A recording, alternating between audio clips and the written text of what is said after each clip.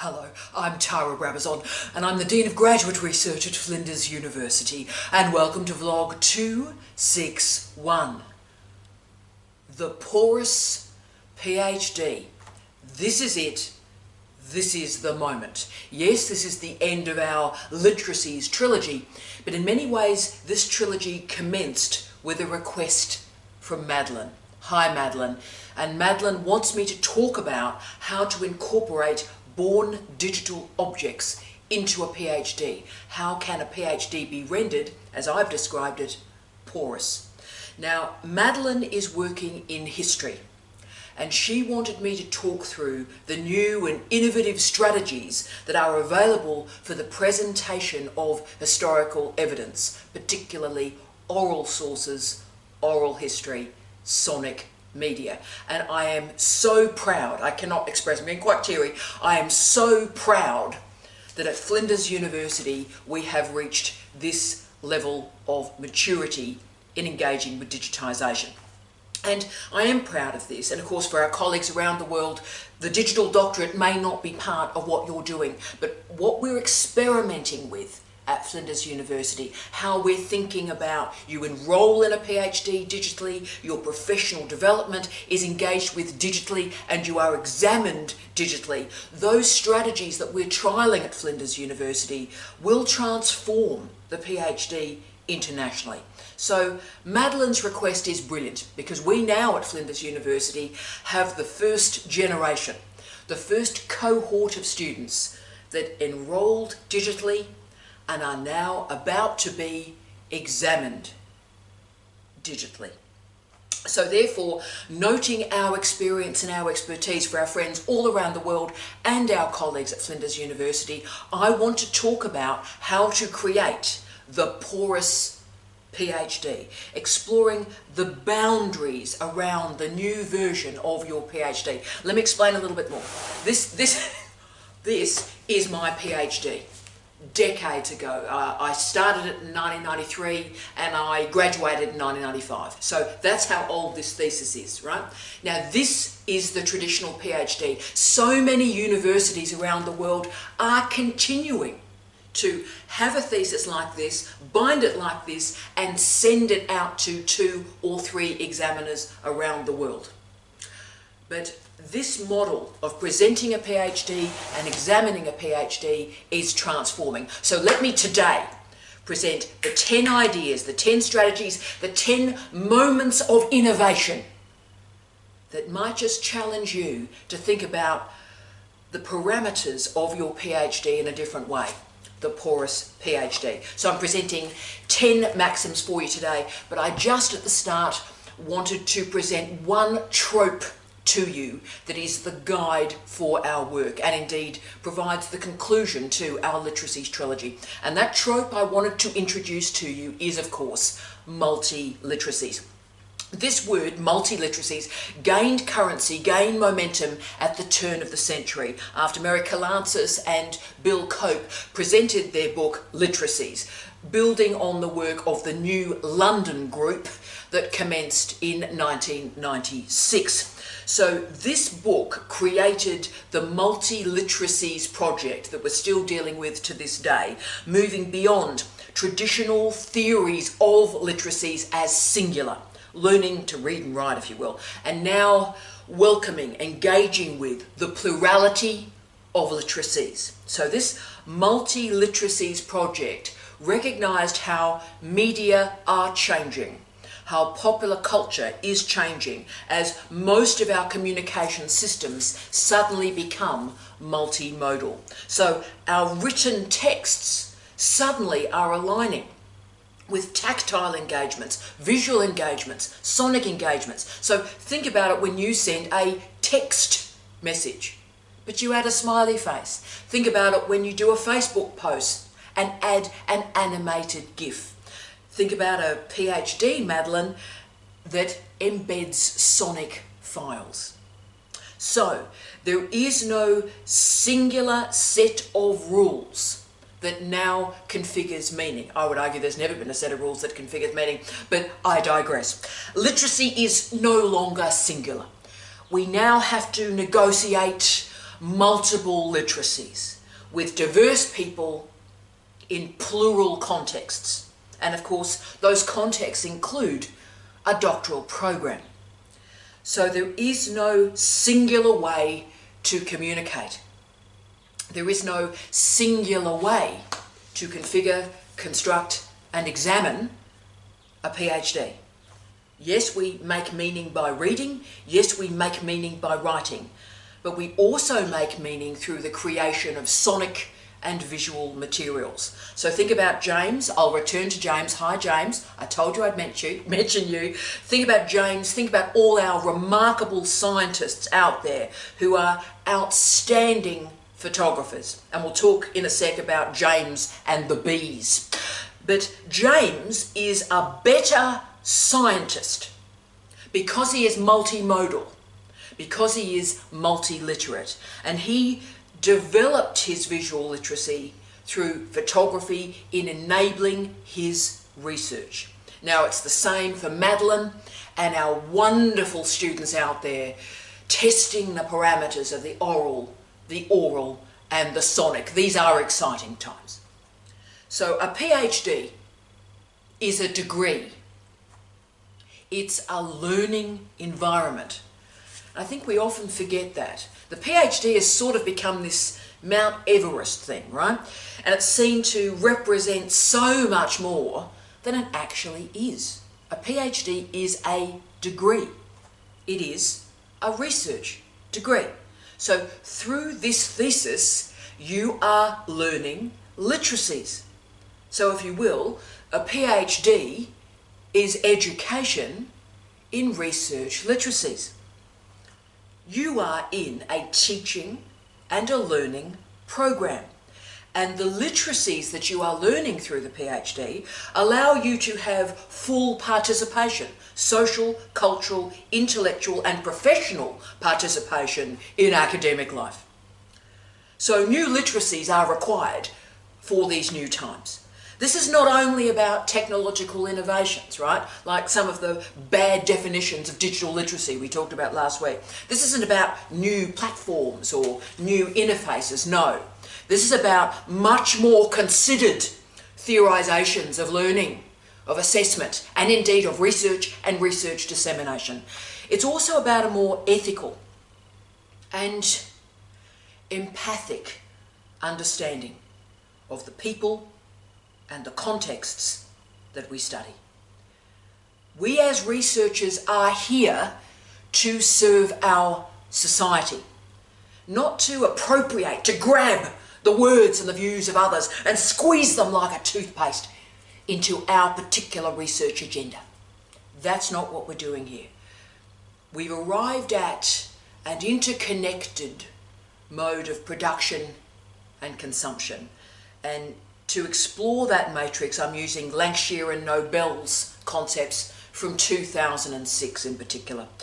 Also, we're creating interconnected modes of research dissemination. We can now activate incredibly multimodal presentations of our research. So as you can see, the word multi-literacies also captures a new way of being an academic, a new way of thinking about academic work.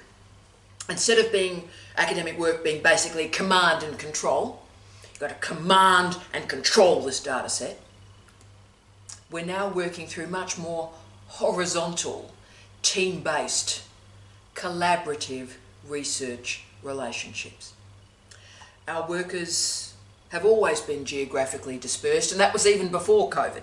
Our research work is mobile, and our ideas must be mobile. We can select the most effective and efficient modes and interfaces for the dissemination of our research. And so this movement requires a new understanding of literacy, and also a new understanding of the literacies of the citizens with whom we wish to engage. And this is the multi-literacy framework. Okay, so there's the trope we're going to apply. Let's do this. I'm now going to quickly present 10 ways your thesis today can be rendered porous. Let's create the porous PhD. What can a transformation of the PhD from this thing into a porous digital document, what can it do for you and what can it do for the societies that we're meant to serve? Here we go. 1. Challenges and changes referencing. The print-based PhD used to require that examiners would receive that thesis in the mail, and then they would read it, and what we would then do is we would take it to the library or we'd take it to our work offices, and we would spend a day, a few days, a week checking the references, right? Now that would add days, sometimes weeks to the examination. But of course now with the digital doctorate, you can present your PhD and your references on the screen. So that means that examiners can check your references and your referencing and your interpretation of those sources in real time. So we're reading it, all right, there's the reference, so how have we handled that? Let's check, is the referencing correct? Good. Is the interpretation correct? Good. We can do it in real time.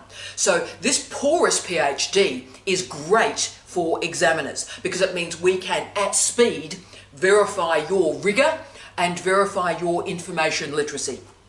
The challenge for students is that, of course, if you are inaccurate in your referencing or something goes a bit weird in your EndNote library, and of course that never happens, then even the, what word should I choose? Even the slackest of examiners will find you out. So the porous doctorate requires the highest standards of information literacy from you, because examiners can check you at greater speed and greater depth. 2. Embedding born digital objects, BDOs. The great gift of digitising the doctorate is it changes forever how the thesis can be presented. So it's no longer limited to paper. You can embed sonic files, visual files into your text, not as references. You can actually embed the objects to be seen and to be heard. Now for disciplines involving interviewing, so it's a lot of the social sciences and health sciences, this change can really alter your relationship with evidence. And of course in disciplines like oral history, the born digital object changes your entire methodology. Madeline is enacting this process in her doctorate, presenting the voices of her interviewees in the thesis, in situ, for the examiners and other listeners to hear and engage with. Magnificent. So those of you that know something about the debates in oral history over the last, 40 years about authenticity and the authentic voice in history, know how revelatory this moment is. The capacity to put into the thesis high quality, high resolution, visual or audio material is transformative of the PhD. Now some of our students will be absolutely at the vanguard of this opportunity, and Madeline is there. You rock, Madeline. But think about it in terms of your discipline. Do you simply want to, here's a traditional thesis and let's PDF it? That's fine, that's digitising the doctorate, but it's not rendering it porous. If you want to actually explore the capacity of digitisation to transform how a thesis is presented, then this is your time. It'll change not only how a thesis exists, not on the page, but on the screen, and also how it is examined. 3.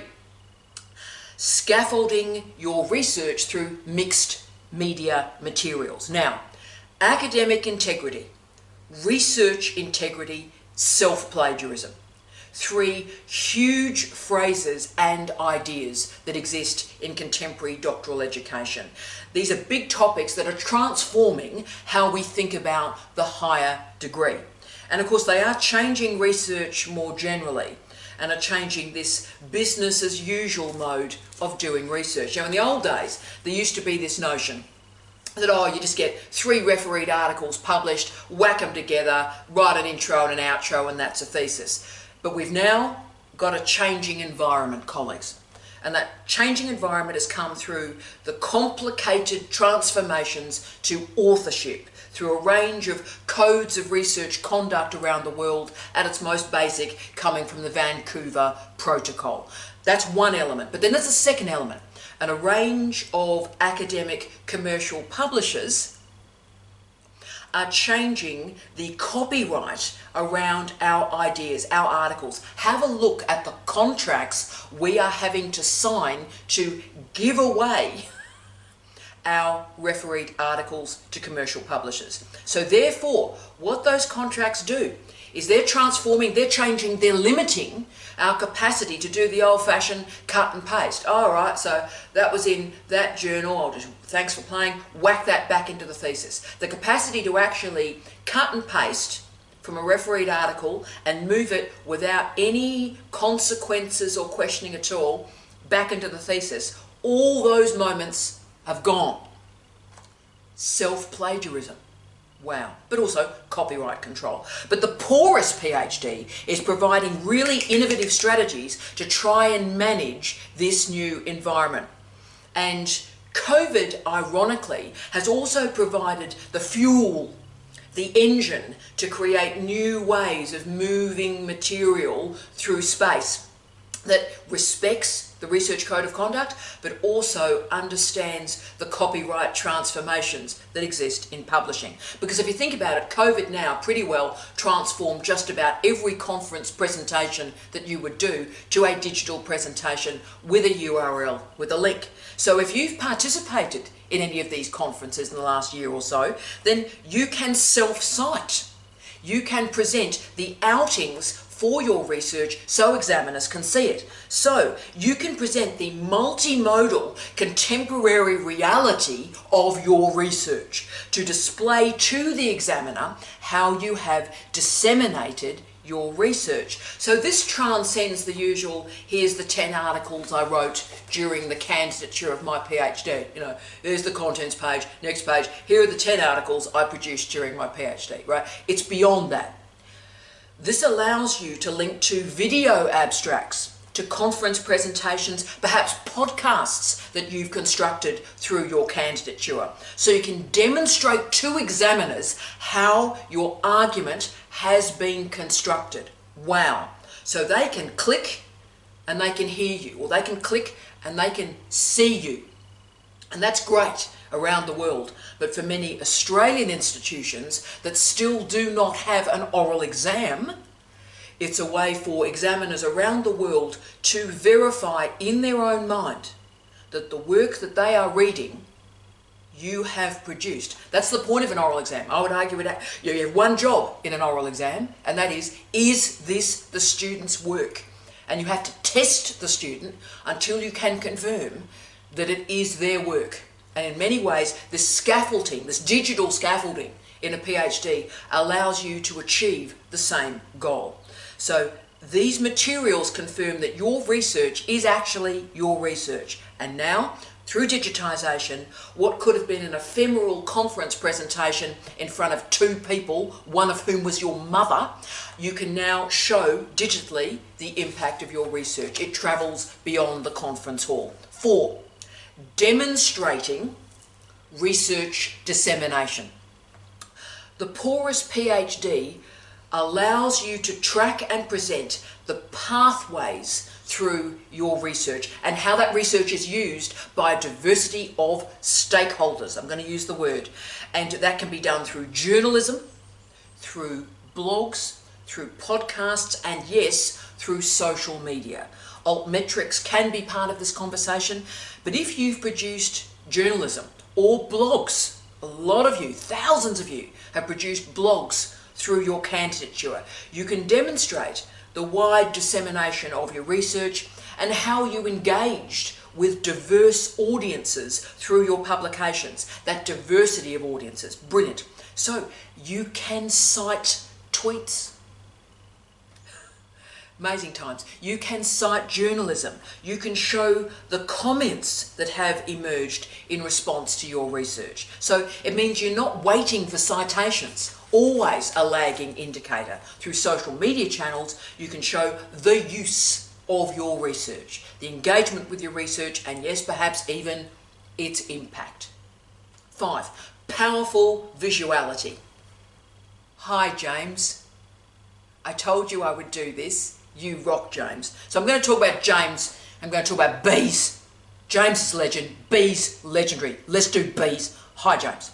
So We have a remarkable student. In fact, we have a wonderful research culture at Flinders University, the B crew. Love the B crew, love the Sharkies, love the Shark crew, love the B crew, right? Okay, so we're looking at bees. Now, James is a stunning researcher of bees, but he's also a truly brilliant photographer. And during his candidature, he's been developing up his science photography arm, the entrepreneurial arm of his career. So what I love is at the base of James's email, he describes himself as a researcher and photographer. My job here is done. But for those of us who take photographs, and I have 1% of James' talent, can I say, but a lot of us through our career have taken photographs to accompany our research, okay? This high quality photography, design material, if you will, can now be incorporated into the thesis. In my thesis, I had lots of photography, but it was badly presented because it had to be printed on a pretty basic printer, okay? So the quality of the photography wasn't clear. Now it can be. It can be digitally included into the thesis or indeed exist outside of the thesis but directly cited. So James is an incredibly talented photographer of an incredibly difficult topic. Think about photographing bees. So the Porous PhD allows James and all of you who are photographing objects, ideas, things, designs, architecture as part of your PhD to present your work in high resolution and directly connected to your thesis. Now these photographs can appear in situ within the thesis or indeed in some mode of photo story outside of the thesis and cited within it. Huge. 6. The sonic future of doctorates. Sonic media and auditory cultures are our future. They are powerful literacies. They're often called secondary literacies, and I'm cool with that because what happens with sonic media is it exists, it floats in and around the rest of our lives. So we can be doing something, housework, exercising, going for a walk, driving, doing the commute. We're doing one job and sonic media accompanies us as we're engaging in that primary task. So therefore, think about how sound is used in your thesis. Think about sound in your research. Sonic art, sonic architecture, oral history, soundscapes. Always remember that sonic references are transformative of your communication systems. You might remember from our discussion last week of digital literacies within us. Digital literacies, time-biased communication. That is our future because the time-biased, the sonic media build communities through time. So remember now, today, that you have the opportunity to use sonic materials, whatever your research area, and they can be referenced directly in your chapter to provide an accompaniment to the examiner as they are reading your chapters. 7. Supplementary files. This is big too. Now you might decide, and you're going, oh, what's going on here? You might decide, I'm presenting a conventional thesis. I'm presenting a conventional thesis. It might be PDF'd, but it's a conventional thesis, as if it was on paper. And that's cool. That's absolutely cool.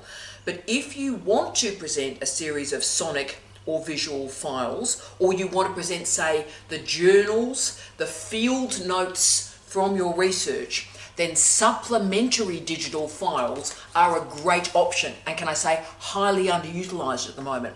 So that means here's the thesis, the examiners can read the thesis, cool, and then the examiners can decide their degree of engagement with the supplementary files that have been presented. Now, supplementary files are part of a lot of journals now, academic journals now, to demonstrate or present data sets or code for the confirmation of referees or indeed examiners. So this allows you to present the traditional thesis, but also present the attachments or the materials that attend the thesis, that verify components of it that are available for the examiner to check. Superb. 8. The PPP and showing influence. The PhD by prior publication has a long history, a long heritage actually, but right now it's going through an absolute revolution. An absolute revolution. Once a day, I'm getting somebody contacting me wanting to do a PPP PhD. But the trick with the PPP is, yes, you've got these articles, and that's great. So you present the articles that you've engaged with and produced through your career. That's brilliant. But that's not the PPP. It's got to start with a contextual statement that shows the impact of those articles, shows how they've moved, shows your influence, your original contribution to knowledge in the thesis. So the Porous PhD allows you in the PPP to present a direct and clear engagement of how your articles have moved through to stakeholders. How has your research been used? Yes, citations are part of that story, altmetrics, but also blogs, podcasts, videos can show how your meanings, your interpretations, your research has travelled through time and to diverse groups. The PPP requires an important contextual statement. Who are you? What's your research? And why does it matter? Influence, engagement, impact can be demonstrated visually to enable already published articles to show your relevance. 9. Nearly there. The artifact and the exegesis thesis and the presentation of journals. Now, as we all know, the other emerging area of a PhD internationally is the artifact and exegesis mode of a doctorate. So this is the mode of doctorate, as most of you remember, where we've got a series of artifacts, objects, performance, jewellery, we might be dealing with furniture, something that actually captures that object. That object could be a film, could be a sonic architecture, anything. So the artifact. Then we have the exegesis, which from the Greek means explanation. And the exegesis explains the research in the artifacts. Artifact, exegesis. Now, the challenge methodologically, if I'm frank, is how we align those artifacts with the exegesis. What's the connection? And that's the methodologically quite complicated work that exists in this space. Yes, we have practice-led methods, practice-based methods, etc., etc., etc. But what exists in that mitigating space often are journals, diaries, or fieldwork notes, okay? And yes, these can be presented as supplementary files or digital appendices. So that means for practice-led examinations, these supplementary files, your diaries, how your work has been conducted in 3, 4, 5 years, those diaries can be presented for examiners to review. So in methodological terms, this is also transformative. Wow. And 10, you knew we'd go here, lab notes, lab books. And look, I wanted to talk about lab books and lab notes because this really is a booming area and is transforming, I would argue, science, let alone how we examine a PhD. Now, we all know that research is based on transparency, openness, rigour and repeatability. So let's talk about the electronic lab books and how they are available for verification by examiners. Right. Now, there's lots of firms, I mean, there's hundreds, literally hundreds of interfaces and companies that are moving into the space. Labware, SciNote are great examples. Benchling also looks fantastic to my eyes. And all of these firms and all of these platforms share and record experiments all in one place. So there is, if you will, a repository for your experiments. A notebook for notes, tools to help students manage the project, and all of this material is shareable and it's mobile. And of course it's great because it's shareable as an entire book or specific pages. This is a game changer. Most of these interfaces are cloud-based and present safety and compliance protocols and offer security for data sets. Now, these documents also confirm, I would argue, lab efficiency. They enable the management of workflow by supervisors.